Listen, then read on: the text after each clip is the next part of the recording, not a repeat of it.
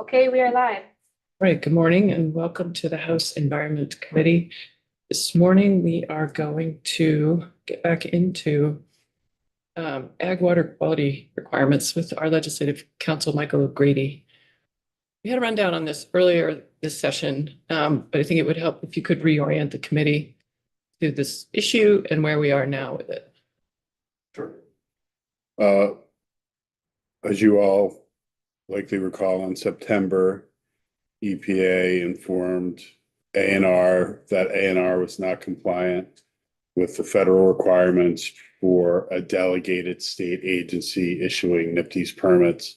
And specifically, ANR was not in compliance with the CAFO permitting requirements, the permitting requirements for discharges from concentrated animal feeding operations. ANR said in that letter that there were 7 things that the agency needed to address. And I can read them to you, but specifically that they were that ANR personnel must inspect all potentially jurisdictional farms to determine if a CAFO permit is required.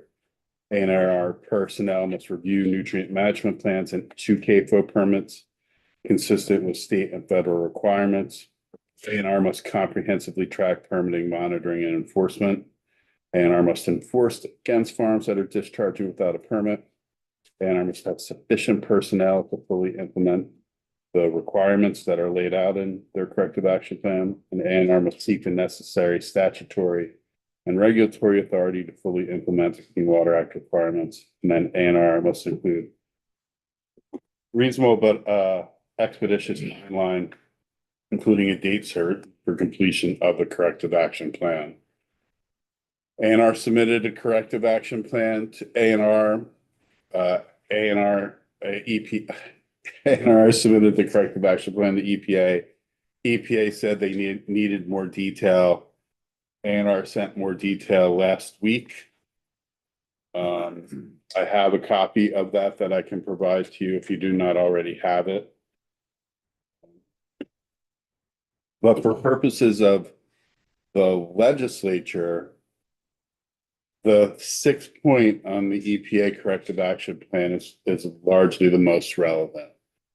The necessary statutory and regulatory authority to fully implement the Clean Water Act requirements. And that's where you come to this decision about how you want to provide ANR with that authority. The agency has asked to retain the 2 water quality programs for agriculture, the one at the Agency of Agriculture and the one at the Agency of Natural Resources, but to enhance the authority at the Agency of Natural Resources to clearly lay out their authority to run this program and to provide some conformity with the federal law so that there isn't misinterpretation of what requires a permit for concentrated animal feeding operations. Whereas there are advocates who want the dual program to stop and the program that is at the Agency of Agriculture to shift entirely to the Agency of Natural Resources. And that would involve more than what is just required in the EPA corrective action plan. It would move programs that are not related to point source discharges to ANR for farms. And you don't need to do that if you don't want to do that, but there's a policy basis and rationale behind both approaches. Can you speak a little bit to redundancy if we just add capacity to ANR, but retain both water quality enforcement authorities? There is some redundancy, yes, but part of the redundancy at the Agency of Agriculture is that it is also the entity that assists farmers with drawing down money from the feds and other sources. And to do that, they often use their engineers at the agency to help farms apply for and design projects for NRCS funding, or work with the NRCS fund engineers to get the money out. And there are just standalone financing programs at the agency for ag water assistance, which staff there work on. If you move the agency of ag to the agency of natural use, you have to leave some people at the agency of ag to work through those programs, because they are USDA agriculture programs. And the money that funds them goes through the capital bill to the agency of agriculture. So if you want to move everything, you have to make further structural changes, not just in the agencies, but in how you do funding. I guess I meant, okay, that's helpful. But also just in terms of just parsing out the enforcement staff, and if we put all of enforcement at A&R. Right, I mean, A&R already has enforcement staff. They don't have enough for this program because, as EPA said in their corrective action requirements, A&R has to go out and inspect these farms. And until a few years ago, the agency of ag didn't know where all the farms were. And so, and there are many, and it's not just going to be the dairy farms. They're going to start with the dairy farms, but ultimately they will have to look at all farms, because all farms have a potential for discharge. They should all be being inspected now. I mean, Well, 10 years in. yes, but no. So large farms annually, medium farms every 3 years, small farms every 7 years. And so that last subset may not have had, if they're over 50, at 50, 50, 50, if they're over 50 cows, they're over 50 acres. Or I can't remember the last 50, it's about vegetables, it's maybe 50 acres of vegetables. Then they have to certify every year annually that they meet the RAPs, plus get inspected every 7 years. If you're under 50, 50, 50, you don't have to certify. You're still subject to inspection, but how often does that occur? I don't know. Give us a sense of scale. How many staff at Agency of Agriculture are doing enforcement? As I recall, it's like there's like 35 employees total in this kind of water quality. And the water quality, that's an interesting question, because I think they don't assign all FTEs to just enforcement. There might be inspection, there might be assistance. But there's probably, I would say, a handful, 4 to 5. And then people like Laura also probably serve some of that by going out and supervising. Representative Logan, did you have a question? It's more just a comment. It seems like it would be really helpful for us to hear from the Agency of Agriculture a little bit more detailed explanation of their staff roles. Yes, that's where I'm headed. But I Yeah. think also we did hear from them, so we should really go back. Yeah. Instead of repeating and repeating, let's Yeah. try and move forward with new information. And then the $850,000 that's actually in this big bill that we're looking at today, the budget, for transition, do you know what that's for? It's for a couple of employees. It's also for a couple of contractors, and it's also for making that connection to the ag database so that they can comply with the monitoring and permitting and tracking of all of that. So as I said, until a few years ago, the Agency of Ag didn't have a great idea where everyone was, but then they created this database that is, it's a really good, vigorous data. I haven't seen, I've just been told that it's really, and the Agency of Natural Resources wants to have access to it, but that's harder than it sounds. And so that's part of the money as well. And can you just talk us through a little bit what it looks like to be a large farm and have an inspection?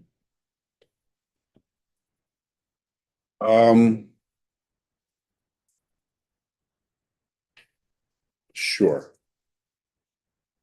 So you actually in Title VI, the Ag Water Quality Law have a basically a kind of a concept of how the Agency of Ag should do enforcement, including inspection, and they're supposed to work with the farmer.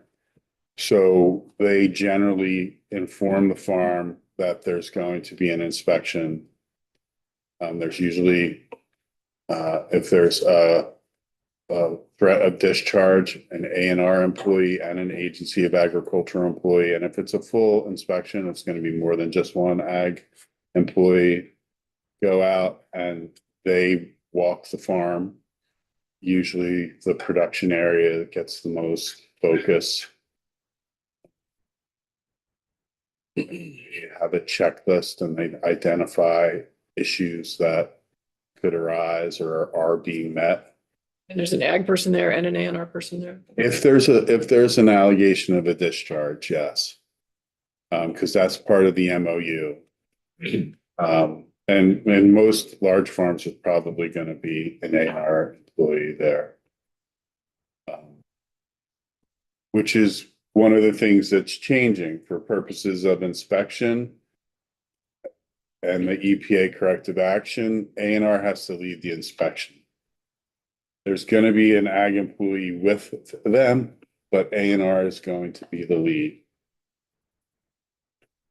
And then, I mean, I don't know how much they walk the farm. I don't know if you've been on any of them. I have, and they are large farms. Right. So you say there's going to be a change with A&R being in the lead. Without statutory changes, that's going to happen? Yes. But that is also basically some of the tweaks that A&R is looking for to both A&R's authority and the Agency of Ag's authority. Because for over a decade, maybe more like 15 years, the statute, it says that they needed to have a memorandum of understanding of how they were going to work together and how that they were going to manage enforcement and inspection. And that's what they've been doing. But now EPA is saying, no, A&R has to be the lead. And so that reference to the MOU needs to be struck, and it needs to be struck in both Title 10 and Title 6. And in its place, there's going to be a document that kind of outlines the responsibilities of each agency, including what cooperative aspects there would be in their interaction, but it's going to be clear that A&R is going to be the lead for the CAFO program. If they go out and do an inspection and determine that there isn't a discharge, then it remains with the Agency of Agriculture. And it remains in that program. Senator Bartholomew. Somewhere in there that EPA wants a statutory change. EPA said A&R must seek the necessary statutory and regulatory authority to fully implement the Clean Water Act requirements. And there are some things in Vermont's law, in Vermont statute that don't align with the Federal Clean Water Act. Specifically, Vermont requires a permit for discharges of waste, but the Federal Clean Water Act requires discharges of pollutants. And so they don't overlap. So you need to add a definition of pollutant and be clear that, especially for this program, if there's a discharge, that it's gonna require. a Where I permit. was going with that is more of a, that says, the natural resources should seek, but what if they don't succeed? Because neither natural resource nor EPA can tell a legislative body what we must do. Yeah, that was, I bristled at the EPA letter when it said, for They the initial can't one, control- They can't Right. control what we would do. when the EPA was like, and you must have these things by December, and like, they're not gonna have that by December. But this is the timeline, and you will see in the timeline the steps that the agency is proposing to take over the next 3 to 4 years. Is that the side by side that we're gonna walk? No, this is their response to EPA Okay. last week. So have they met the terms if they seek statutory change, but we say no? They're gonna have to show EPA that they have the authority to implement the program in a way that EPA deems So satisfactory. it's not seek, it's achieve. I believe that that's what ANR has a level of anxiety right now that it's not going to be achieved. And they are, a little worried, I would say. That's my interpretation. I think they need an attorney to look at that seek word. Although, I guess I would follow up and just say, we are a delegated state, which is something that we've wanted, and that's through working with the EPA and meeting their requirements. So Right. they tell us what to do, no, but there are other consequences should we choose not to. And in their corrective action, they said, we're gonna pursue legislative and statutory changes in 2025. It says pursue. And they have an attachment, and an attachment is one of the bills that has been introduced. I think it was S-100 that they attached. And so I understand your point. I definitely got my hackles up when I read the letter initially, but it is really a requirement.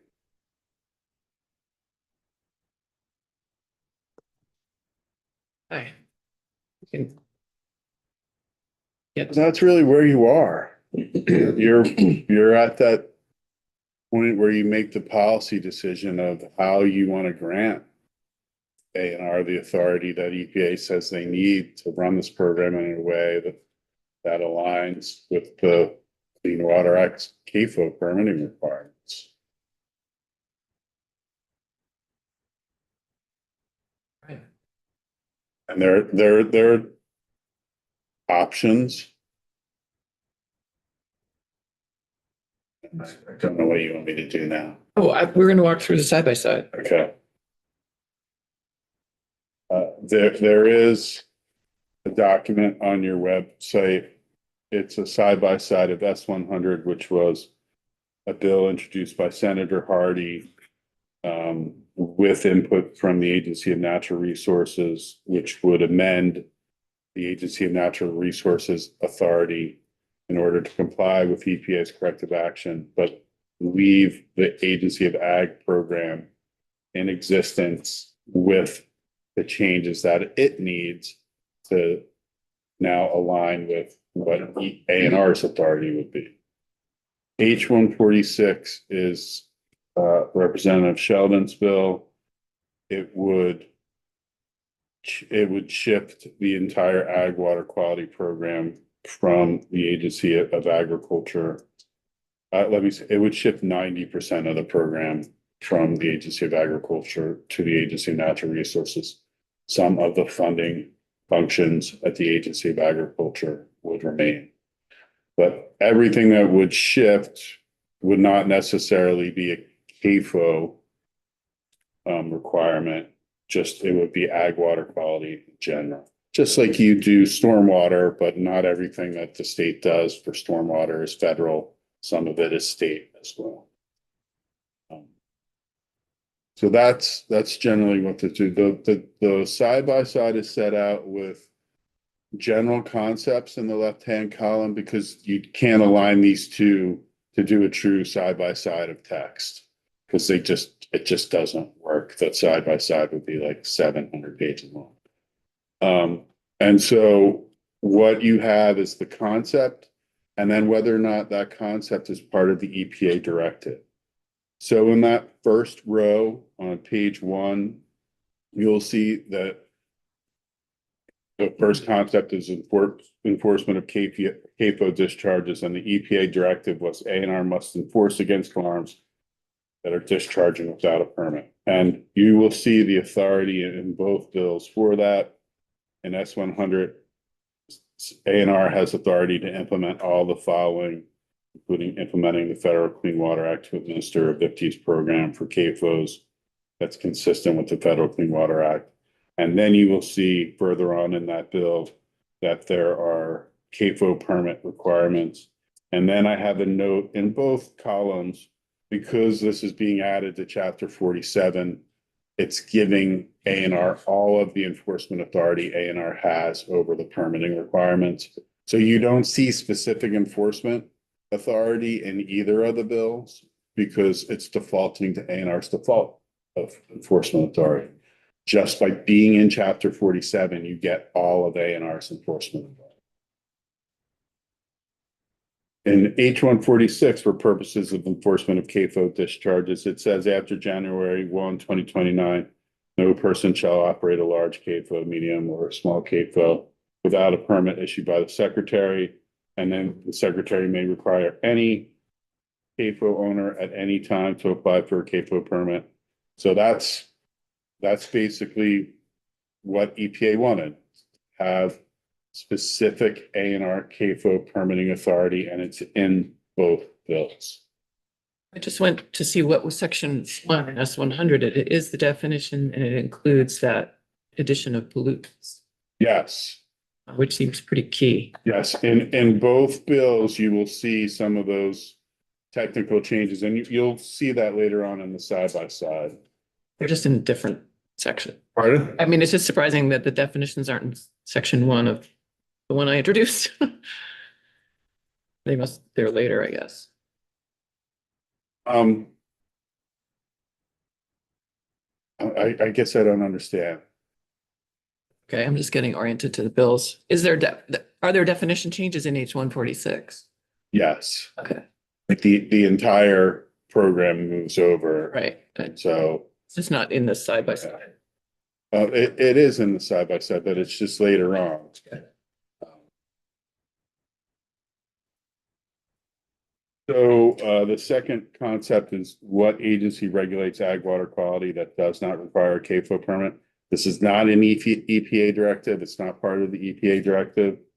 Under S100, the agency of ag would regulate those that don't require a CAFO permit.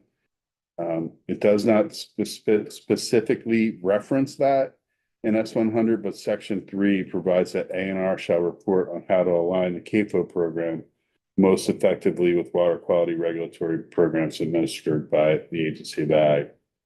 And then in H-146, everything moves over, and you see that most clearly by moving the required agricultural practices from the Agency of Agriculture to the Agency of Natural Resources. Those are the default minimum requirements for agricultural water quality for all farms. So if you're moving those, you are moving water quality from the Agency of Agriculture to the Agency of Natural Resources. Representative Nora. Yes, thank you, Chair. So, Michael, does that mean that that's a difference between the two? The S100 bill leaves it with ag, whereas 146 moves it all over? That is a difference. That is a difference, okay. That is a difference. The Agency of Ag under S100 retains authority over non-point source pollution on farms. Under H-146, they do not. I just have another higher level question about, are there other industries that, like, does ACCD oversee water quality at ski areas? I admit to probably knowing the answer to that question, but Ski areas kind of oversee the ski areas. well, EC enforces water quality at ski areas. Yeah, but there's a whole rule that is largely self-implemented. So Are there other industries that the agency that both promotes them? Where agencies promote them and also enforce against them? not to this degree, no. I mean, the Agency of Ag has enforcement and promotion for more than just water quality, dairy, health, animal health, slaughter. They promote those parts of that industry and regulate it as well. Representative Chapin. Maybe the Cannabis Control Board was probably, they're kind of, they promote and regulate as well. They are outside of ag, interestingly. Technically. If they're outdoors, Yeah. they get some of the benefits.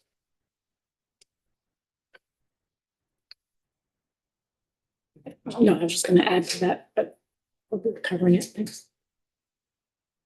Should I move on? On page 2, the middle row of the page, what is the inspection authority for farms? And this is part of EPA's directive that A&R personnel must inspect all potentially jurisdictional farms to determine if a CAFO permit is required. Under 100, the secretary has the authority to exercise all these things, including designating any small AFO as a CAFO after on-site inspection. After determining that the small AFO is discharging into water and a significant contributor. Similarly, under H-146, the secretary may inspect any farm at any time to carry out the provisions of the subchapter.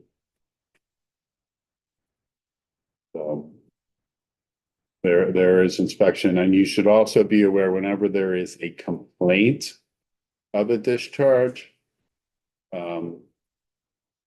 underneath state law and federal law, there's a requirement that the regulator has to go out and determine whether or not the discharge is regulable. It's subject to regulation. Representative Tagliavia. At one point, do these complaints trigger some sort of a reaction that says these are just punitive and they're just trying to give the farm, the operator, the CAFO headaches and cause them more interaction with A&R than they really need to have? I mean, there have been allegations of that occasionally, but here it's going to be, it's a necessity in order to maintain the delegated authority under the Clean Water Act. They're going to have to go out and they're going to have to inspect the farms. They're going to have to respond to any complaint.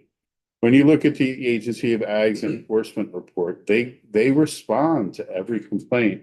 They might not actually go to every site, but they respond to every complaint. And that's part of the structure of this program. I have heard anecdotes about someone using that authority to be punitive, but it's not common.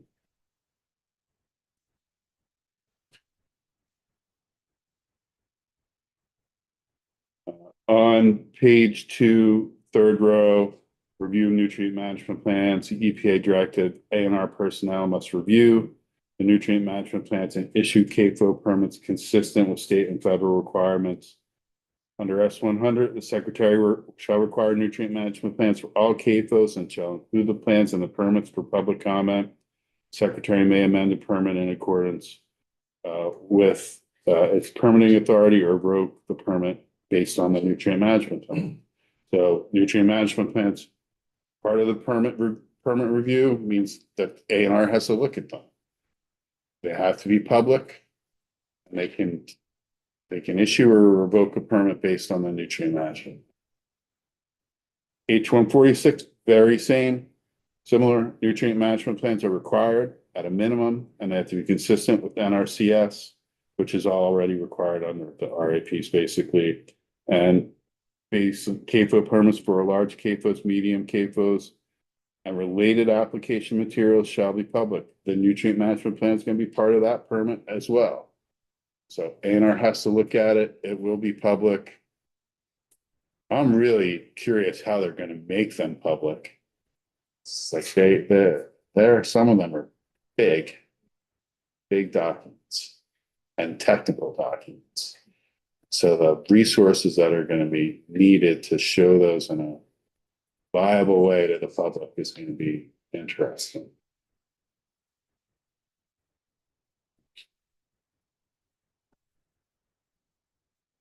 Then move on. Going on to the third page. First row, review of enforcement actions, the EPA directive, A&R must comprehensively track permitting, monitoring, and enforcement actions.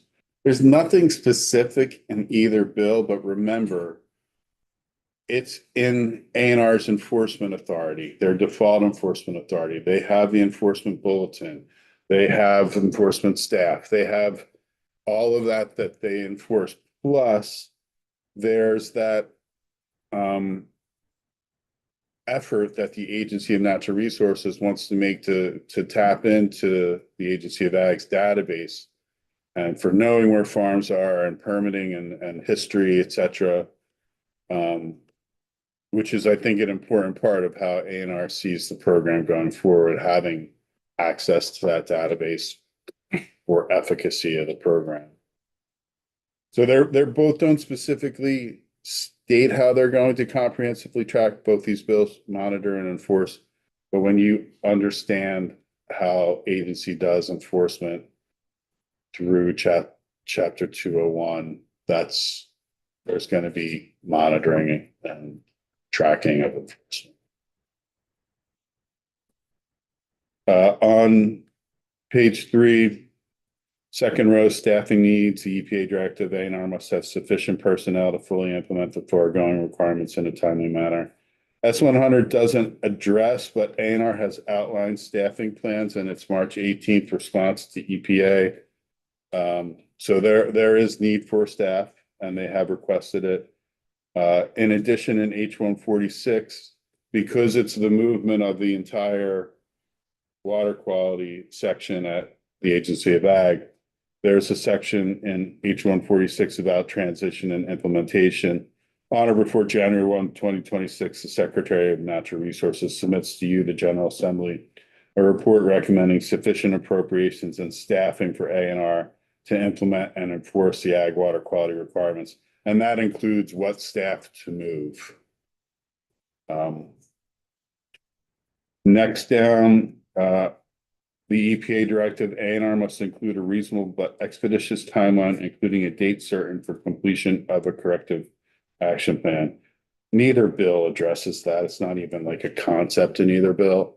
But the corrective action plan that they sent does have that timeline, and it sets basically a 4-year timeline with components under each year, what they're going to achieve or attempt to achieve in that year. So that's a pretty reasonable timeline. Whether it's expeditious, I'm not EPA. I don't know. They consider that expeditious. From my prior history with EPA, 4 years is like rocket fast for EPA, but who's to say what the new administration will do? And then you get to some of. You have a question? the letter you're holding, that's issued from A&R last week on the 18th. March. Just sent it to Annika to post. Okay, great. It might be posted. It is under Yeah. Michael's name. Okay, great. Thank you. Under Secretary Norris. Okay. So then there's some differences or similarities also in the substance and the definitions. Definition of water. There's a new definition and default definition reference. The existing definition is tweaked a little bit, not really substantively, but then there's a waters of the United States definition that's added. In H146, the definition remains the same as the current definition of waters. There's a little bit of debate right now about whether it should be just the definition of waters. And there's reasons for both. If it's waters of the United States, it's a smaller subset for purposes of regulating the farms and requiring. But but then you have two different jurisdictional determinations or thresholds, and that can create confusion. And so the agency hasn't, to my knowledge, specifically requested one or the other, but they put that issue on the table. And I haven't heard how they've come down on that, but they did express that thought in one of the committees I've been in. And that would change jurisdiction, would that change jurisdiction throughout statute? No, because the definition of waters of the United States is added only to a subchapter specific to CAFOs. The broad definition would apply everywhere else. And just summarize the differences. How much less jurisdiction would there be? So look at the definition of waters that's on the side by side in state law. It's all rivers, streams, creeks, brooks, reservoirs, ponds, lakes, springs, bodies of surface water, artificial or natural, that are contained within, flow through, or border upon the state or any portion of it. And it also elsewhere includes wetlands. And wetlands as they are defined in Vermont, which is a very different definition from the federal definition. The waters of the United States rule has significantly changed almost annually over the last 4 to 5 years. Where it currently is, even though the new administration said it's going to revise it, where it currently is interstate waters, any interstate water. So Wallace Pond, you can basically throw a rock across Wallace Pond, but because it crosses the border, that's the water of the United States. Champlain, the Connecticut, because it crosses a border. They are all waters of the United States.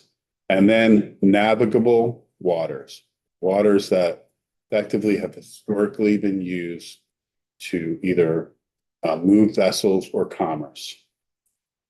And then the tributaries of those interstate and navigable waters. And then there's a few really highly technical ones for like out west, but I'm not gonna, like arroyos and seasonal, I'm not gonna get into that. But then it's wetlands with the surface water connection to an interstate water, or navigable water, or a tributary of navigable water. So when you look at that kind of parsing down from the definition of all waters, you're going to lose some waters. You're going to lose some wetlands. You're going to have tributaries or waters that aren't tributaries of anything, that just they pop out of the ground and they disappear somewhere. That will not be navigable. Seen a map of this difference? Has anyone in the testimony on the Senate side or anywhere brought this forward as a map? I mean, I haven't seen a map with this distinction, but I have seen the map of the Huck River basins. And when you start at the very high level and then put it down, you're going to lose some that are at that more granular. That Huck is the system by which to map the size of river watersheds, and it goes from like 12 to 4, I think so, or 12 to 2, and like that. And so it's just a gradient size, and the smaller the size, the more likely it's going to escape regulation as a water of the United States. I think a map would help us. So we can look into that.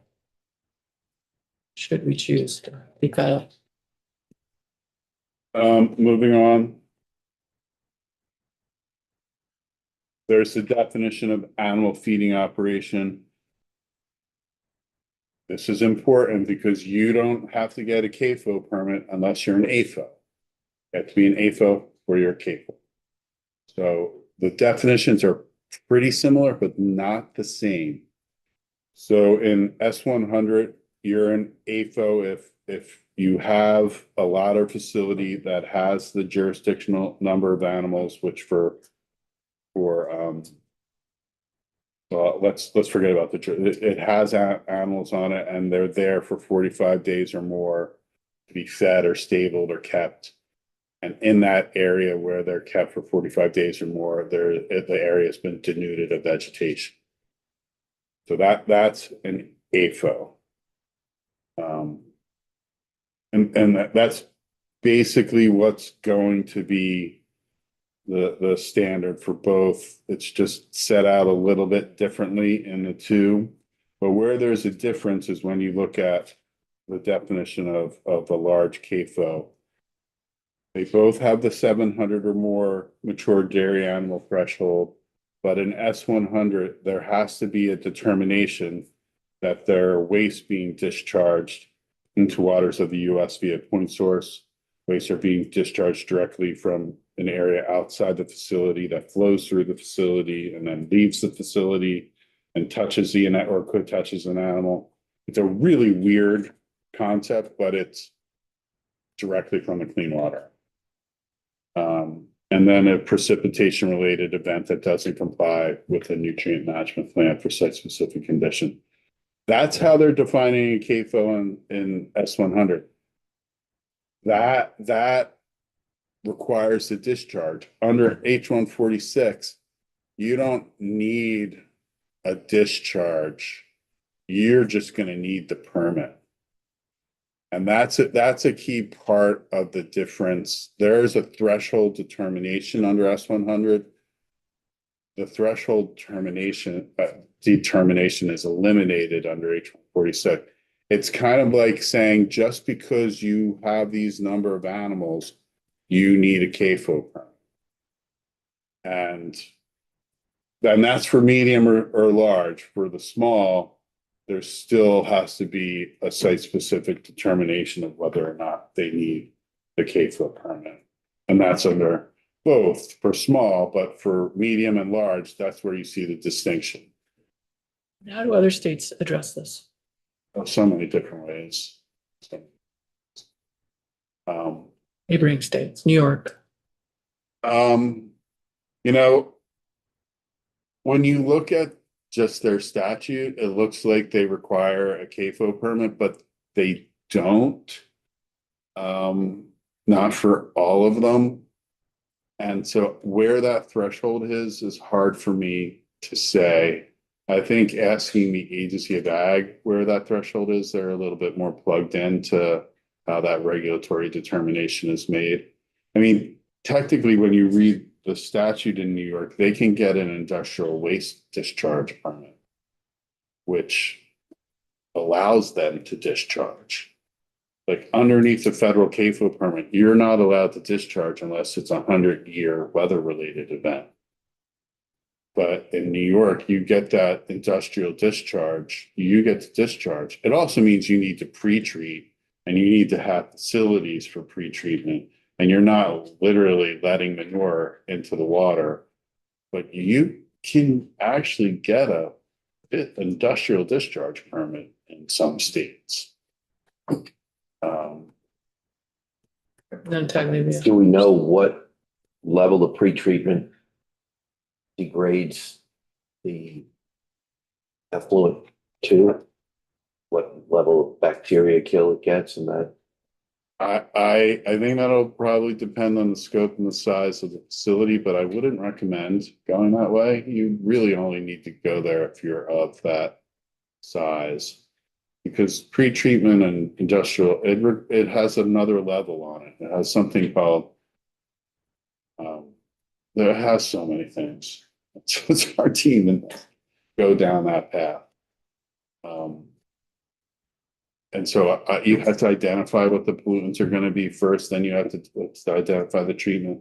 Then you have to determine what the water quality based effluent limitation is gonna be. Then you're gonna need to have a waste zone, and then that zone's gotta be monitored, like. Is that better? I don't, how does that differ from any wastewater treatment plant? It That doesn't, procedure? it doesn't really. I mean, it's gonna be more scaled and specific to the pollutant at issue, but it's not that different.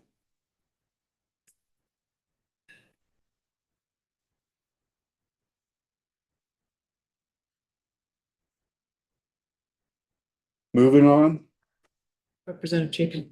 Thanks. Maybe I got a little lost, but I thought that currently in our water quality regulations for farms, for large farms, if there's a discharge, that's when ANR is currently under the law supposed to get involved. Am I?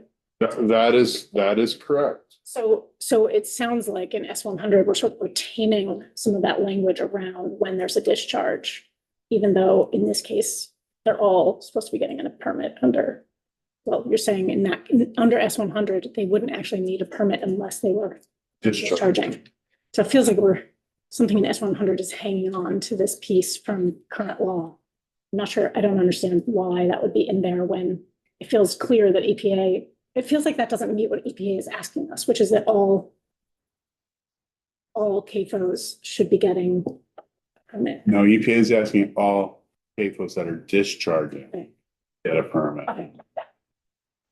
That is, you're right, the authority is there.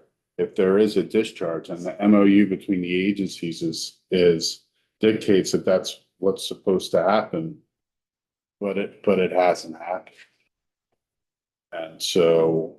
Under S100, those large CAFO, if you're large CAFO right now in S100 means you're discharging.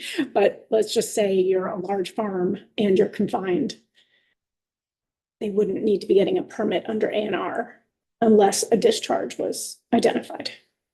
Right, and that's kind of set out in the language the agency has. If they make a determination there's no discharge, then it's referred to the Secretary of Agriculture for regulation by the Secretary of Agriculture. So if you're an AFO, you'd be getting a site visit on some regular basis. And if a discharge was discovered or evidence of a discharge was discovered, or there was a complaint that led to a discharge being I discovered. mean, in the agency's corrective action plan, they have inspections and complaint investigation beginning in 2025. They're going to compile a priority farm list, which is probably going to be the LFOs and the MFOs. They're going to develop a CAFO inspection checklist. They're going to conduct 3 large and 7 medium farm inspections, as previously agreed with EPA. And they're going to inspect, and then the inspection keeps ongoing in subsequent years. Can't remember how many large farms there are. There's 35 to 40. And there's a couple hundred medium farms. And so that will be the first subset, and it'll take them a couple of years to do it. And S100 requires that, or the S100 doesn't exactly line up with what's been proposed in the March 18th. Well, S100 is the authority. S100 doesn't have the corrective action plan in it. It doesn't say we're going to do all these inspections by year 3. But it has the authority for them to do that. Which model is more clear for the regulated community?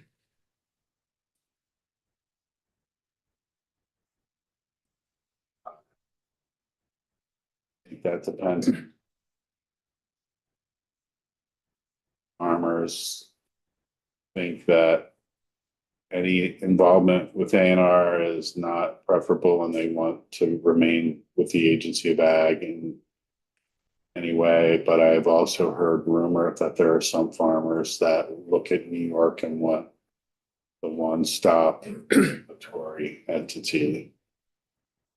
But I think I wouldn't base that decision on what I just said.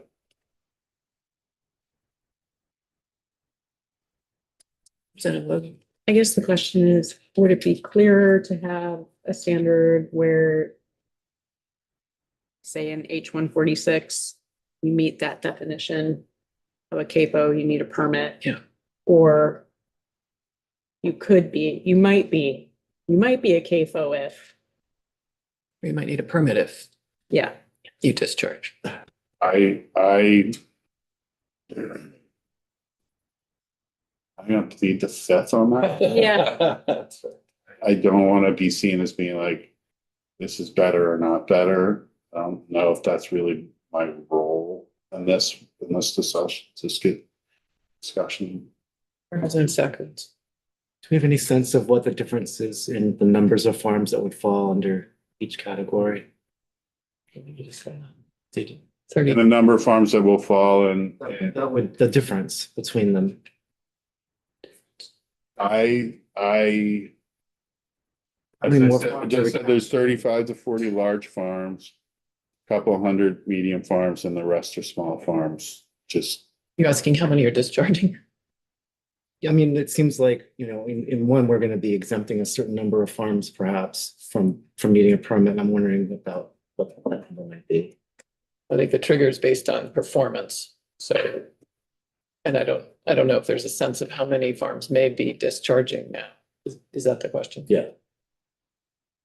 so one of the ways that they're gonna, when they do inspection, they're gonna look for signs of discharge, and in S-100, they've indicated what's prima facie evidence of a discharge. Just because it existed means it's a discharge and means you're gonna require a CAFO permit.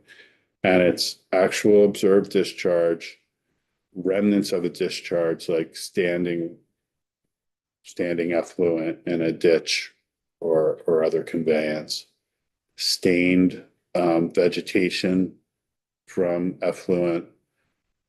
Those will all basically trigger the need to get a discharge permit. So it's probably going to be a pretty significant amount of the medium and large farms that will.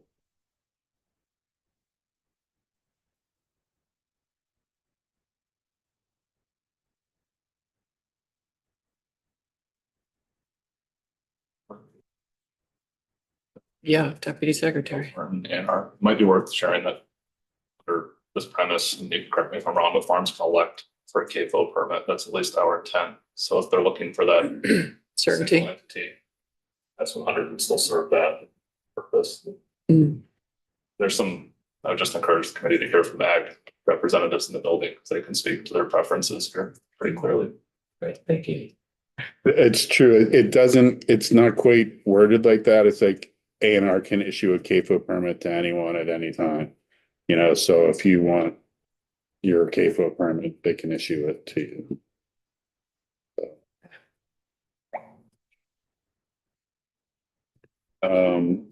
The definition of medium concentrated animal feeding operation, like it's similar in structure to the large farm definition, and the distinction between the two. In S-100, you have that threshold. There has to be a determination of that discharge.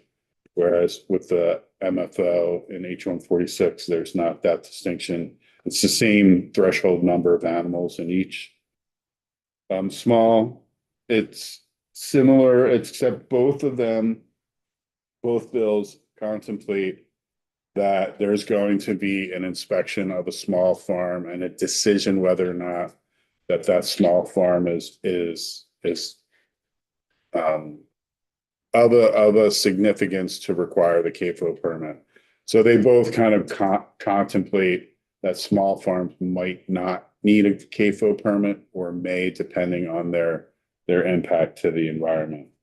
And you'll see in H-146, that concept's a little bit clearer.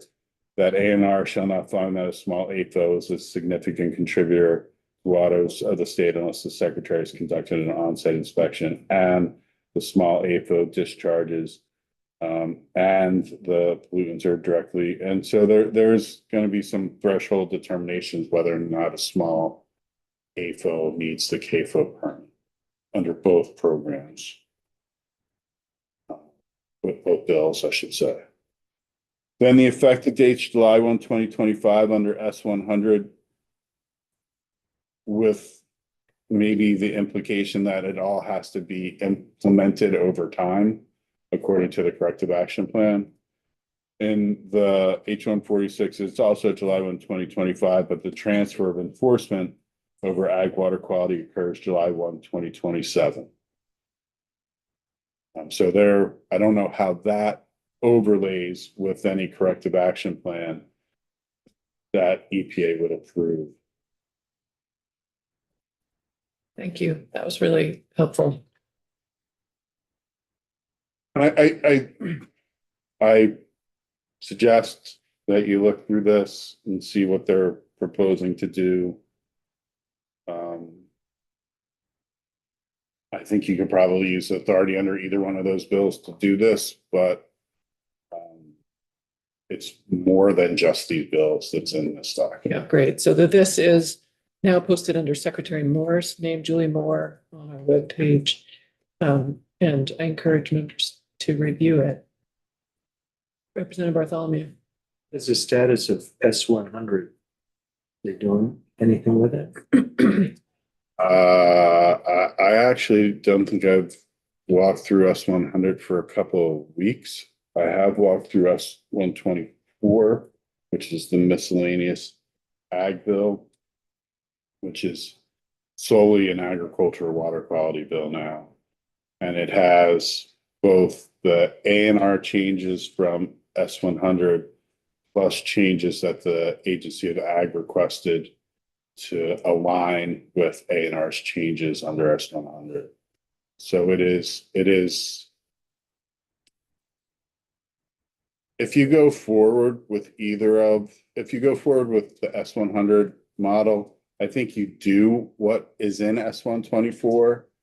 So you don't create inconsistencies between Title 10 and Title 6, especially on the MOU language, because the MOU language is in both titles. And S100 doesn't propose changing it in Title 6. And I think you really should. Because otherwise it just doesn't align with Title 10's authority. But I honestly think that S124, if you're going to follow that model instead of the 146 model, I think 124 is the most complete package. It's more complete than S100. Thank you. Members, we have a couple witnesses already available to us via Zoom for our next topic. So I'm going to encourage us to take a 5-minute break, come back at 5 minutes past the hour, and be ready to shift gears to chloride.